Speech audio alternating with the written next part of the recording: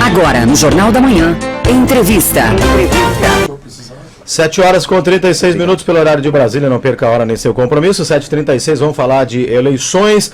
No próximo domingo, Brasil, Santa Catarina, obviamente que todo eleitor vai às urnas para escolher os próximos mandatários para os cargos legislativos e executivos no estado e também no Brasil. Joinville é o maior colégio eleitoral catarinense, com 428.730 eleitores aptos, prontos para votar. A mais populosa cidade de Santa Catarina tem 5 zonas eleitorais, cada uma sendo coordenada por juízes.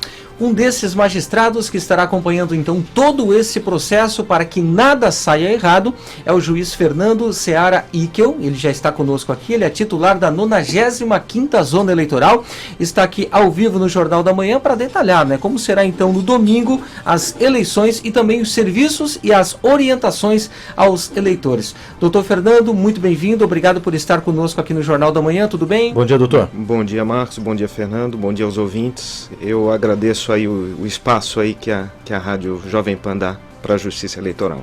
Doutor, as urnas eletrônicas já foram conferidas, São 1.350 equipamentos que estarão à disposição, então, para atender a todo esse dever cívico no domingo. Elas já foram levadas, inclusive, aos locais de votação. Fala um pouquinho para a gente, por gentileza, como é que está sendo essa preparação aqui em Joinville.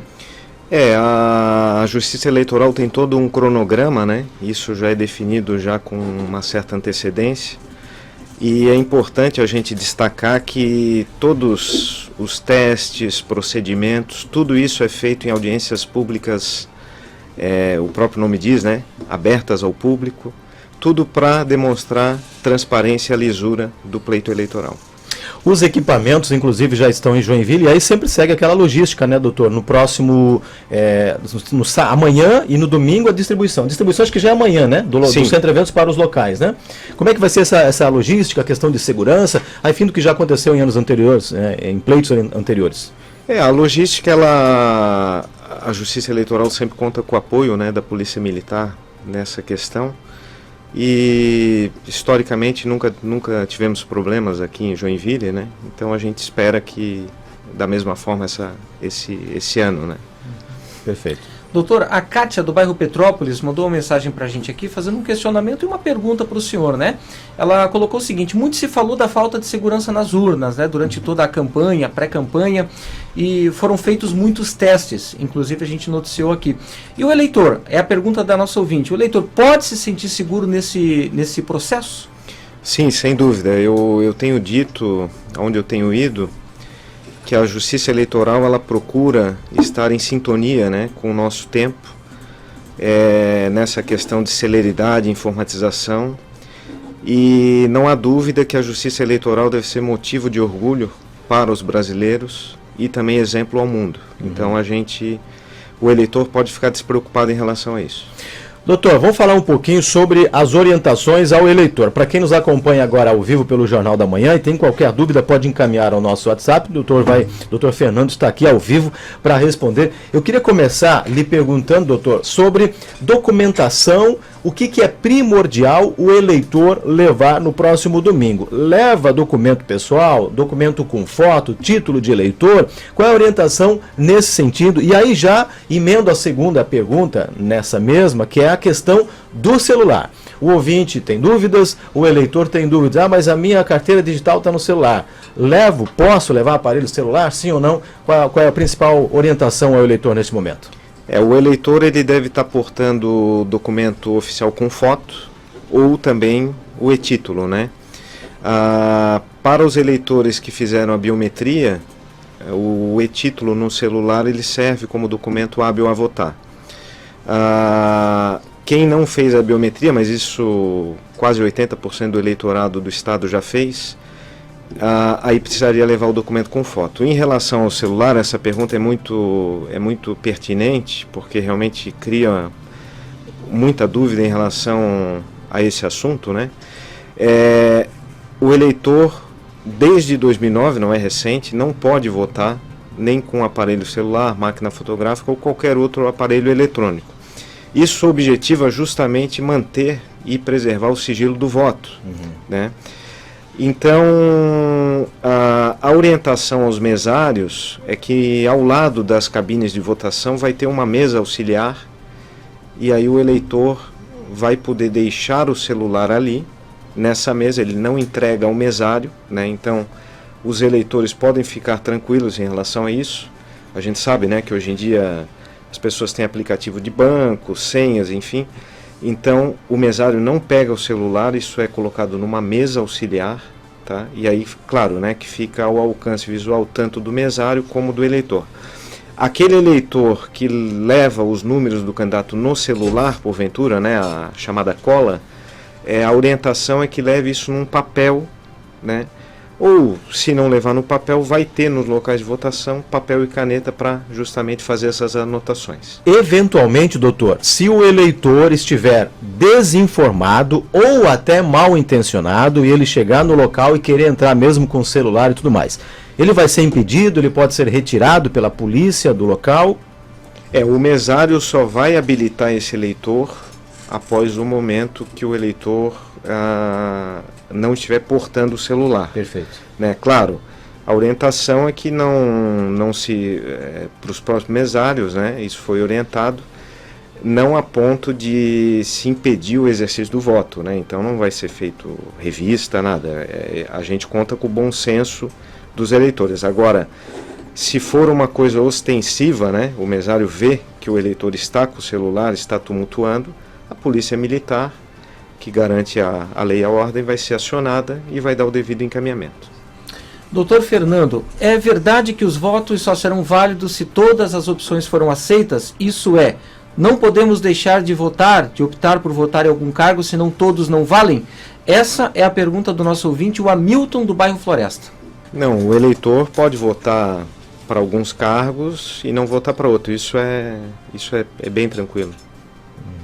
Essa orientação, inclusive, no próprio equipamento, né? Sim, pode sim. pular as opções dos candidatos e tudo mais. Doutor, outra dúvida que surge. Camiseta com o número do candidato. Pode, não pode? Qual é a orientação? Marcos, toda manifestação individual do eleitor ela é permitida. Então o eleitor pode usar camiseta, boné, broche, bandeira. Não há problema algum. O que não pode é a manifestação coletiva, né? A aglomeração. Isso não pode. E como é que vai ser essa fiscalização, hein, doutor, no dia?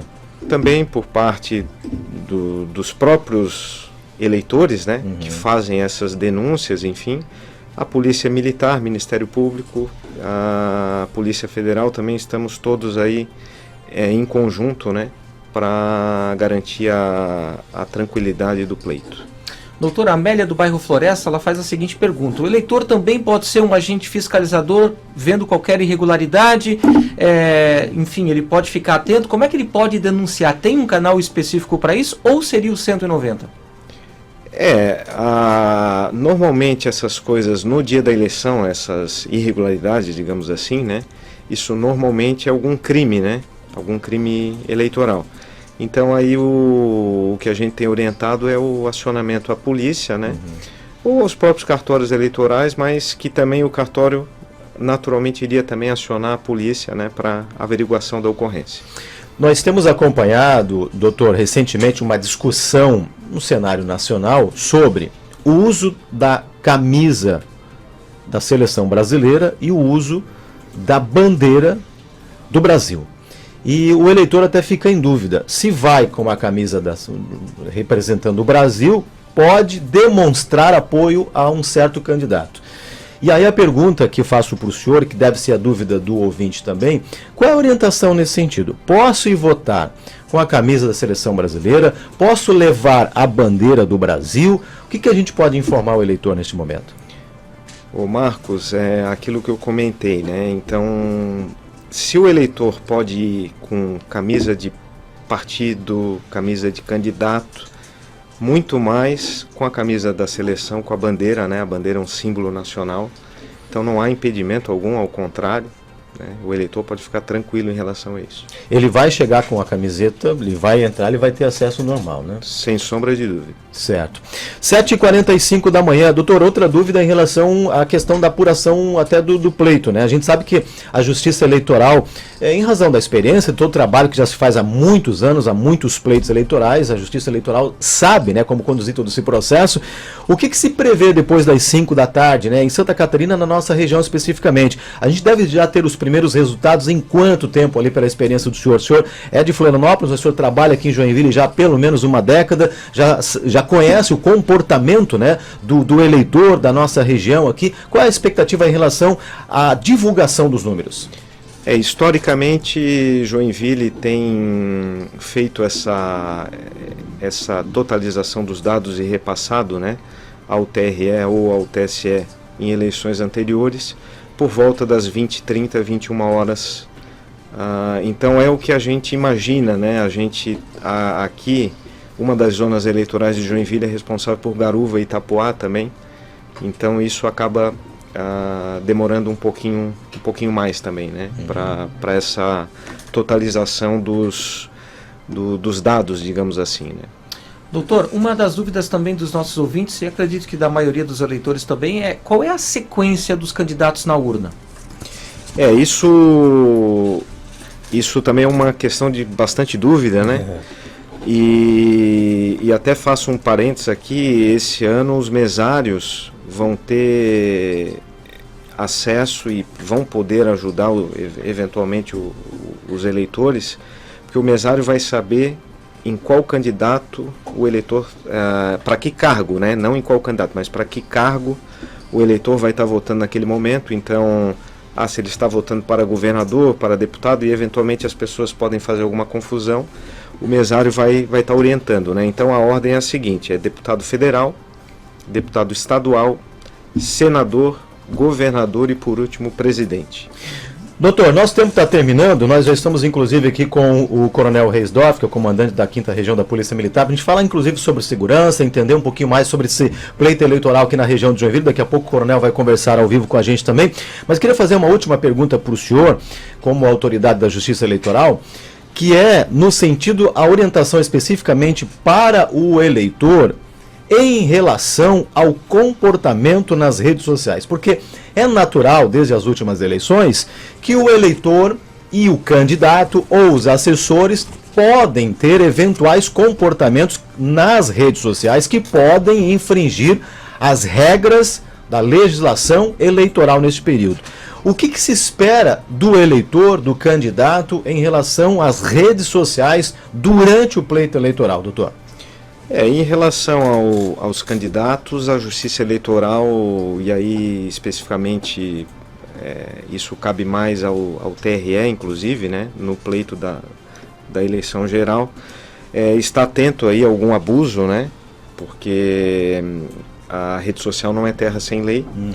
Então a Justiça Eleitoral tem, né, o candidato que se sentir ofendido, eventualmente ele aciona, e aí a Justiça Eleitoral vê se é caso ou não, né, de retirar aquilo do ar ou direito de resposta, enfim. Em relação aos eleitores, de maneira geral, a manifestação espontânea na internet ela não é considerada propaganda político-partidária, né, político-eleitoral, melhor dizendo. Então ela não é considerada propaganda. Só que é aquilo que a gente diz, né? O que se recomenda é o bom senso, né? Porque eventual extrapolamento, isso, quem se sentir ofendido pode pleitear alguma reparação. Ok. Titular da 95ª Zona Eleitoral aqui em Joinville, né, doutor Fernando Ickel, muito obrigado pela presença, pelos esclarecimentos.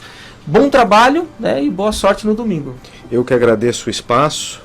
Tá? E aquilo que eu digo, né? A gente, junto com o Ministério Público, Polícia Militar, Polícia Federal, demais órgãos aí responsáveis pela eleição, a gente está em conjunto, estamos trabalhando em parceria para garantir uma eleição tranquila, como historicamente Joinville sempre procedeu. E certamente obrigado, será. Obrigado, doutor, mais uma vez. Domingo estaremos juntos aí nessa grande jornada aí pela busca da informação também. Obrigado mais uma vez.